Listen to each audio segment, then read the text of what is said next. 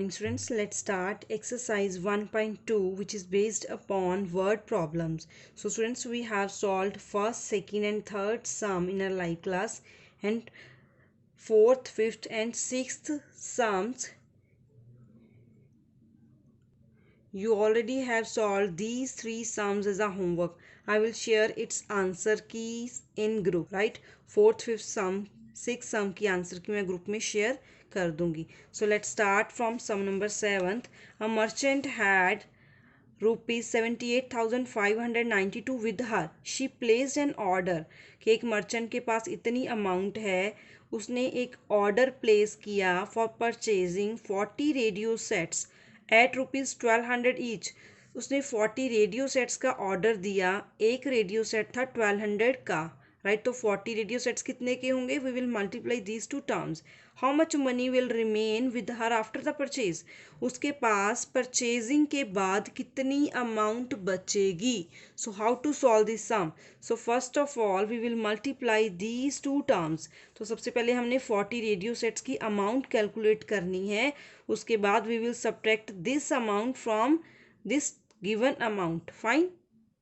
So students, I have written the statement as a merchant had dash dash dash purchase, right? So we will do it as, so total amount a merchant had, merchant के पास कितना amount था? 78,592. amount of one radio set, you can write here cost of one radio set 1200. cost of 40 radio sets, so 40 radio sets की cost कैसे आएगी? 40 into 1200, right? So 44s are 48 and we will place 3 zeros with 48, right? So next term is how much money will remain with her after the purchase. Purchasing के बाद उसके पास कितनी amount बचेगी? So we will subtract these two numbers. के merchant के पास total amount थी 78,592 और उसने 40 sets purchase किए 48,000 के. So we will subtract these two numbers. 2 minus 0 2, 9 minus 0 9, 5 minus 0 5, 8 minus 8 0, 7 minus 4 3. So rupees 30,592 will remain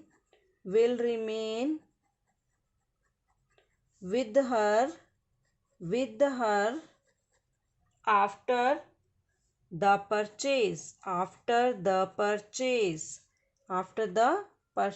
purchasing के बाद उसके पास कितनी अमाउंट बची? 30,592.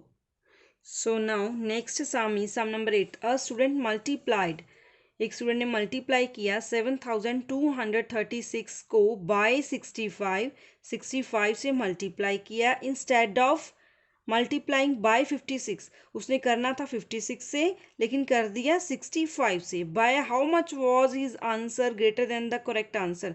उसका आंसर जो है करेक्ट आंसर से कितना ग्रेटर था? Do you need to do both the multiplication? तो हमारे माइंड में फर्स्ट थिंग यही आती है कि हम इसको सॉल्व कैसे करेंगे, राइट? सो हम सिंपल अगर देखें तो कैसे सॉल्व करेंगे? इस नंबर को 65 से मल्टीप्लाई करके और इसी नंबर को 56 से मल्टीप्लाई करके. Then we will subtract both the answer. But it is a lengthy process. तो लेंथी प्रोसेस को हमने रिड्यूस करना है तो हमने कुछ शॉर्टकट मेथड अडॉप्ट करना है. कैसे करेंगे? 65 में से 56 सब्ट्रैक्ट कर देंगे. 9 को इस नंबर से मल्टीप्लाई करेंगे. That number was greater than the correct answer. Clear? So let's do. So students, we will solve this sum as a student multiplied 7,236 by 65 instead of 56. We will write this line as it is.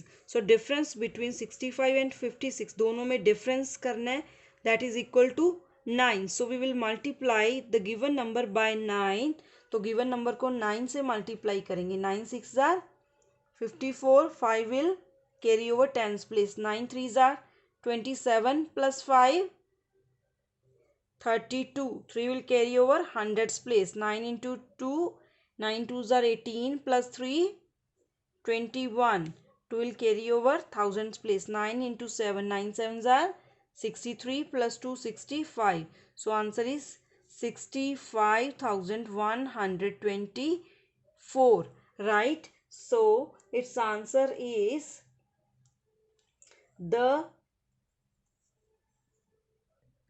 so so his answer was greater than the correct answer. तो correct answer से कितना greater था? Correct answer by 65,124। जो answer आया है उसी number से हमारी जो स्टूडेंट की मल्टीप्लिकेशन थी वो ज़्यादा थी, because 65 is greater than 56। Yes, so first of all we will subtract this two numbers and multiply this number by the given number, right. तो मल्टीप्लाई करेंगे then the answer will become 65,123। तो जो student का answer था वो correct answer से इस number से ज़्यादा था, right. So students next statement is to stitch a shirt. एक शर्ट स्टिच करनी है, उसके लिए 2 metre 15 centimetre cloth is needed. इतने क्लोथ की रिक्वायरमेंट है। Out of 40 metre cloth, total cloth है 40 मीटर। 40 मीटर क्लोथ में से how many shirts can be stitched, कितनी शर्ट्स बनाई जा सकती है, and how much cloth will remain, और बाकी का क्लोथ कितना बचेगा। So students first of all we will observe the given statement को अच्छे से हमने वॉच करना है। इट्स जो भी इसकी मेजरमेंट्स हैं उसको देखेंगे, यूनिट्स को, metre centimetre and metre. So we will convert the given numbers in centimetre, right. So students we will solve 9 sum as quantity of total cloth. Total cloth की quantity कितनी है? 40 meter. But first of all we will change its unit from meter to centimeter. So as we know 1 meter is equal to 100 centimeter. So 40 into 100 centimeter is equal to 4000 centimeter. Next, cloth required to stitch a shirt. एक shirt stitch करने के लिए कितना cloth चाहिए? 2 metre 15 centimetre. So we will convert this units in centimetre. So metre को centimetre में convert करेंगे by multiply by 100। 2 into 100 plus 15 centimetre which is equal to 215 centimetre. Now what to solve, क्या solve करना है? How many shirts can be stitched, कितनी shirt stitch की जा सकती हैं इस क्लोथ से, right. So we will write it as number of shirts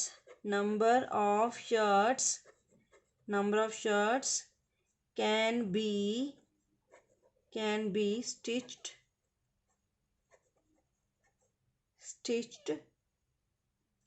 कितनी स्टिच की जा सकती है इस टोटल अमाउंट में से? So 4000 divided by 215 centimetre, right. इस अमाउंट को, नंबर को हम डिवाइड करेंगे। So we will divide the given number 4000 divided by 215, right. 215 से 4000 को डिवाइड करेंगे, right. So first of all it will go with 1, 2015 multiply by 1, 2015, right. अगर 2 से मल्टीप्लाई करेंगे that number will be greater than this number. So subtract this two numbers, 10 minus 5 5, 9 minus 1 8, 3 minus 2 1, right. Bring down 0 here. Now 215 को multiply करके check करेंगे कि किस number से multiply करने पर ये डिविजिबल है। So we will multiply this number by 8. So 1720. So subtract these numbers 0, 3 and 1, right. So this is remainder. Fine. So 18 shirts can be stitched by 40 metre cloth. 40 metre cloth में से इतनी shirts बनाई जा सकती हैं, but reminder is 130। तो इसको हम कैसे लिख सकते हैं? Yes, how much cloth will remain, So it is in centimeter. 130 centimeter cloth will remain. You can write it as 1 centimeter cloth को आप लिख सकते हो 100 centimeter plus 30 centimeter, right? As we know, 100 centimeter is equal to 1 meter and 30 centimeter as it is, or you can say 1 meter 30 centimeter cloth will remain. Fine. So this is our answer. Clear? आप यहाँ तक भी answer mention कर सकते हो. Fine. Now next sum is sum number 10th. Medicine is packed in boxes. Medicine को कुछ boxes में पैक किया गया है. Each weighing, हर पैकेट का, हर बॉक्स का जो वेट है वो है 4 kg 500 gram. How many such boxes can be loaded in a van. ऐसे एक वैन में कितने बॉक्सेस लोड किए जा सकते हैं विच can not carry beyond 800 kg. ऐसी वैन है जो 800 kg से ज़्यादा कैरी कर ही नहीं सकती. So first of all we will change its units. तो यूनिट्स कैसे चेंज करेंगे? केजी को ग्राम में कन्वर्ट करके, right? So students, we will write its statement as medicine is packed dash dash dash 800 kg. So weight of each medicine box 4 kg 500 gram. So as we know, 1 kg is equal to 1000 gram, right? Plus 500 gram. So it is equal to 4000 gram plus 500 gram is equal to 4500 grams, right? You can write here कि 1 kg 1000 ग्राम के equal होती है. Fine. So next line is how many such boxes can be loaded in a van which can not carry beyond 800 kg. Total capacity of a van. Total capacity of a van. Van की capacity कितनी है? 800 kg. So we will convert its unit also. 800 kg, 800 into 1000 gram, right? 800,000 means 8 lakh gram. Fine. Now next is how many such boxes can be loaded in a van. Number of boxes can be loaded in a van. एक van में कितने box load किए जा सकते हैं? How to solve this sum? Capacity कितनी है? 8 लाख ग्राम की, राइट? डिवाइड करेंगे एक बॉक्स के वेट से 4500 gram, right? So we will divide as, आप डायरेक्ट ऐसे भी डिवाइड कर सकते हो और डिवीजन मेथड भी यूज कर सकते हो. फाइन. 0 से 0 cancel, right? Now we will solve.